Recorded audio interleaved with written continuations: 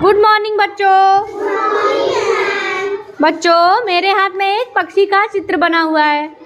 आप लोगों को गैस करना है कि ये पक्षी कौन सा है। जो गैस करेगा उसे मिलेंगी 2 टॉफियाँ। चलिए बताइए। नहीं, गलत। गलत। नहीं, नहीं, नहीं, नहीं। मोर। Very good. क्या है? मोर है। देखो, मोर है क्या?